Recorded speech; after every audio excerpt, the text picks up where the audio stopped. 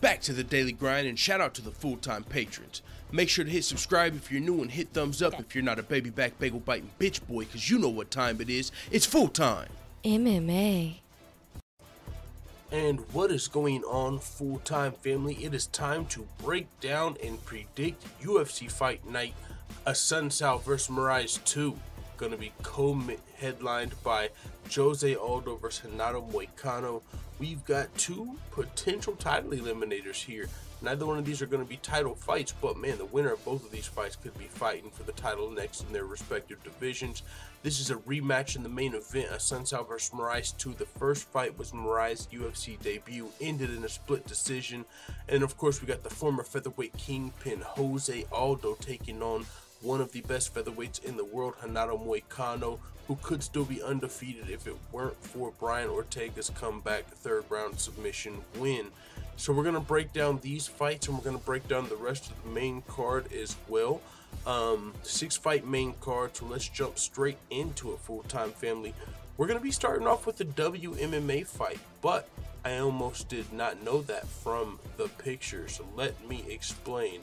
The first fight of the night is going to be between Livinha Souza and Sarah Frota.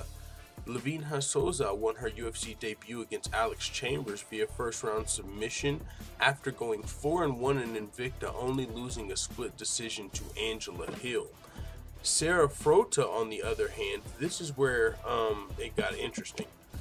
She's making her UFC debut, but when I was doing my research for this fight, I was on Tapology, which is where I go for a lot of my information for the fights and these fighters' records.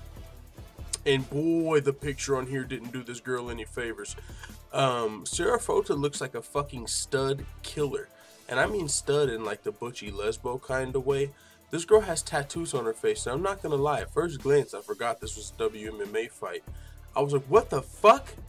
Like, I seen the tattoos on her face, and then I was like, I believe last breakdown, there was a picture. It was supposed to be a heavyweight, and it had some girl's picture. So instead of like being a heavyweight man, there was a picture of a girl, and so it was pretty funny because it looked like it was going to be some chick versus a heavyweight. On here, I thought it was the opposite. I thought instead of having a picture of this girl, they had like a picture of her brother, but I actually think it was a picture of her. So, yeah, man, she looks dangerous. You know what I'm saying? This is a girl you would not want to fuck with if there were no referee involved, right? This looks like a girl that would probably, like, kill a bitch. You know what I'm saying? Like a biker chick, something. I don't know. She looks fucking crazy. I'll just say that. Tattoos on her face, full sleeves, which nothing wrong with full sleeves, especially in this day and age, but a chick with tattoos on her face and her neck is a little wild, and maybe that's just to me. But with that being said, looks aside, this girl actually fights like a beast as well. She's undefeated in her career. She's coming off of a first round knockout win over 7-2 Maria Amanhas on Dana White's Tuesday Night Contender Series about 4 months ago. So that's Sarah Frota. Livinha Souza's 11-1, and she won her UFC debut already. This is a tough fight for me to call. I don't actually know about either one of these girls as far as their fighting career much. They're both relatively new to the UFC. I'm going to pick Livinha Souza because not only has she already won a fight in the UFC, she was also fighting and beating decent competition in Invicta before this fight against the homely Sarah Frota, who looks dangerous, but we haven't seen her tested against UFC level competition yet. Livinha has beat higher level competition through her career, but still hasn't proven she's one of the best fighters in the world, so I'm not super confident in this prediction, but I am going to take Livinha Souza to get the W. Moving on to the next fight, a fight I cannot fucking wait for because Johnny Walker looks like such a fucking stud. We got Johnny Walker versus Justin Ledet. Justin Ledet went 3-0 in the UFC at heavyweight before moving down to 205 and losing his light heavyweight debut to the very talented up-and-comer Alexander Rakic. Now he's taking on another dangerous light heavyweight prospect, Johnny Walker, who looked like a future champion in his UFC debut against Khalil Roundtree. I'm taking Johnny Walker because he's a fucking monster for one, and also he's currently riding a 7-fight win streak and was fighting decent competition on that fighting streak, including the 14-4 Luis Henrique da Silva, who he beat on Dana White's Tuesday Night Contender Series to earn his UFC contract, and of course his most recent knockout win over Khalil Roundtree. Now, has he fought any like John Jones, you know, like Alexander Gustafsson level fighters yet? No, this kid's still extremely young, and it's going to be an interesting fight. You know, he just turned pro. It says his record on here is 1-0, but that's not true. Johnny Walker's actually, that's his UFC record.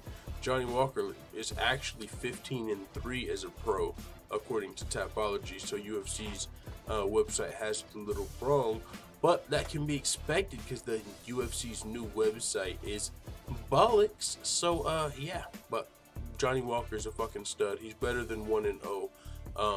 Yeah, he's got a little bit of a reach advantage here, and usually he has a height advantage, you know. I mean, being 6'3", he's a pretty big boy at light heavyweight. And his last fight, he looked phenomenal. So I'm taking Johnny Walker in this fight, and I'm really looking forward to see what this guy can do. We've got another great fight coming up right after that in David Taymor versus Charles Oliveira. Charles Oliveira du Bronx has more UFC fights in this fight than David Taymor has pro fights, but David Taymor does have a lot of Muay Thai and kickboxing experience to make up for that. David Taymor is 5-0 and is currently riding a 3-fight decision streak, winning streak in the UFC. Most recently a win over Nick Lentz about 7 months ago. He's a stand-up fighter with a background in Muay Thai and kickboxing, and he'll be fighting the very experienced submission specialist Charles Oliveira. Charles du Bronx Oliveira has more fights in the UFC than Taymor has pro fights and will be fighting at home in Brazil, so I'm picking him to win this fight. I think Taymor will have a slight advantage standing up, so I'm not going to count him all the way out, but if this fight goes to the ground at any point, I think Oliveira is going to get the submission and force the tap. So I will be picking David Taymor to win this fight, and I will move the green check mark this time because I realized I was just kind of powering through these things. So you'll see the green check mark over Charles Oliveira's head. That's who I'm picking to win the fight. All right, moving on to the next fight. Top ranked welterweight, number 8 in the world, Damian Maia taking on Cyborg Lyman Good. This is an interesting fight, man, because Lyman Good has looked like a fucking monster up until this point, and I do believe he is a monster, but Damian Maia is one of the best welterweights in the world and is probably going to go down in the UFC's Hall of Fame, actually. Wasn't able to capture the gold, but fuck was he close. He was just recently, I mean, he's 41 years old right now, so at 39 years old, he was riding a 7-fight winning streak to get his title shot against Tyron Woodley, which didn't go his way.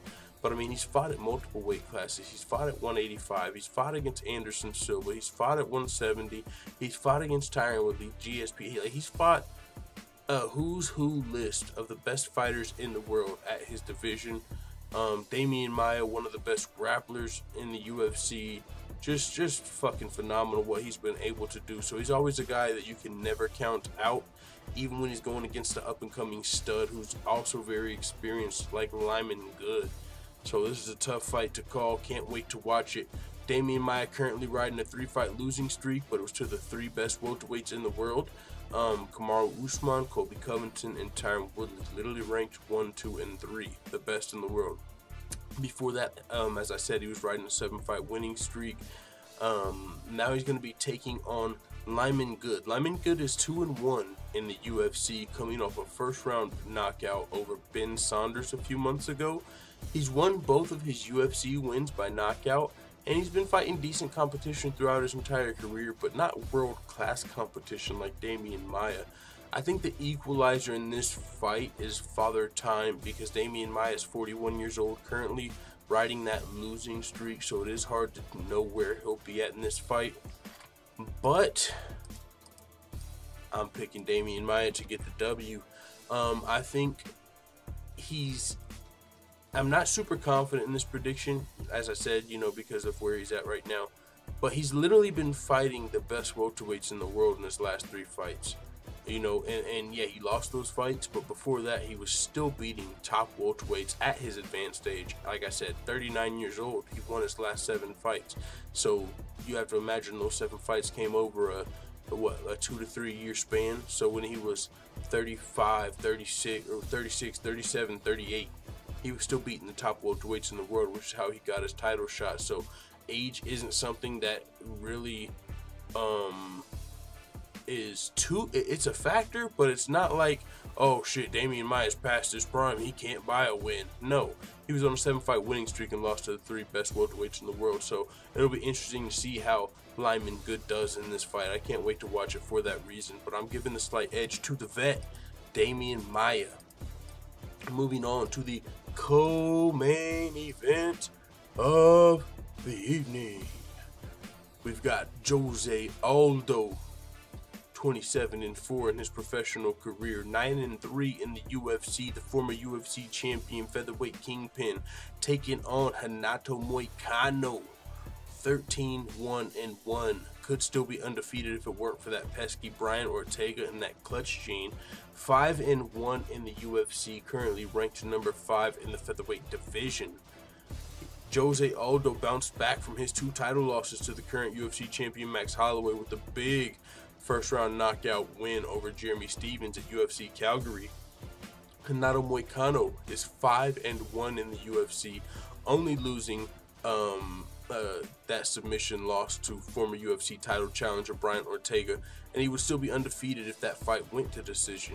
Brian Ortega pulled off a comeback 3rd-round submission win and gave Moicano his only professional loss, but before that he already had a win over Jeremy Stephens. Since then he's picked up another big win in the top of the featherweight division.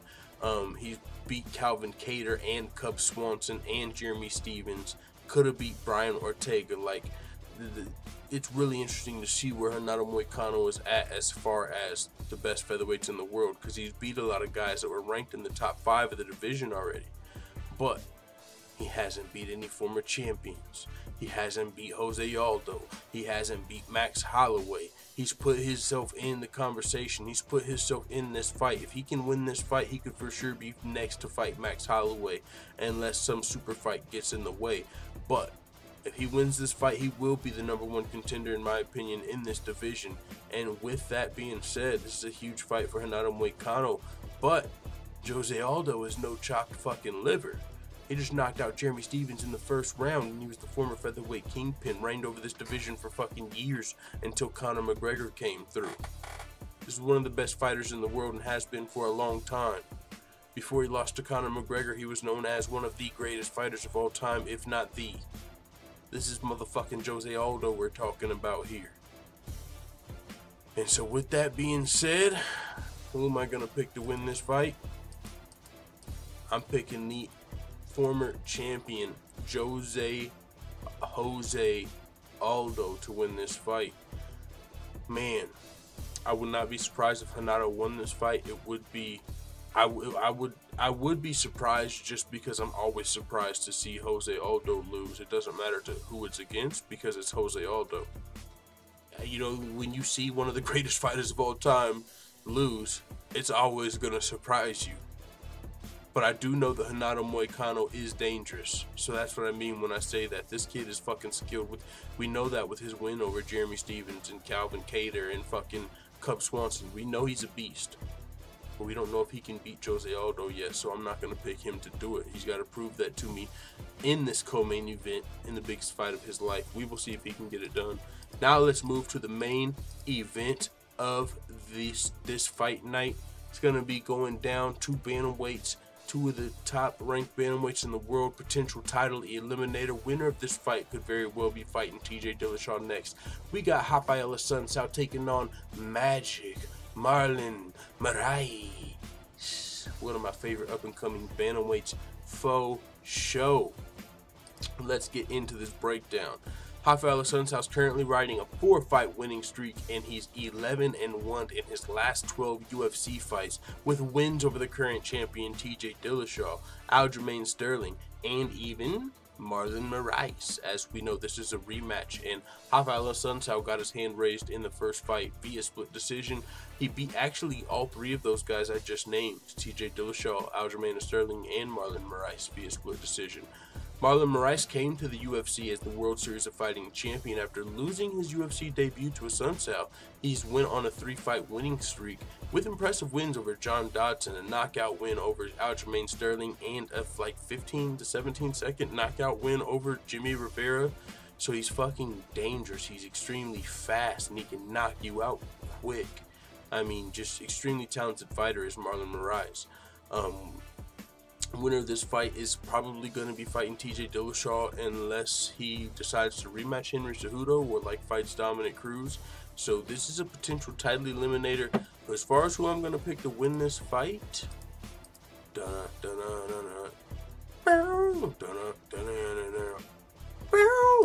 I'm going with motherfucking Marlon Moraes. I'm picking Marlon Moraes to win this fight. I'm going to give him the edge. I'm not counting out Rafael Assuncao.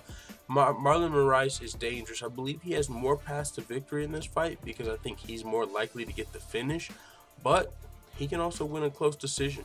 But Rafael Assuncao has already proven he can win that close decision when he got his hand raised via split decision. I don't think Marlon Moraes is going to leave this fight in the judges' scorecards this time, especially being in Brazil.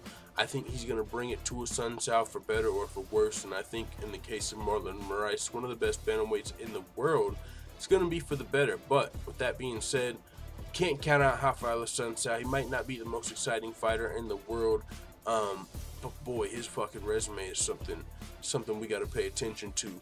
Like I said, he's got the win over TJ, even though he also has a loss to TJ. They are 1-1. He's got a win over Moraes, the win over Sterling. He's got some impressive wins, no matter how he got the win, split decision or not.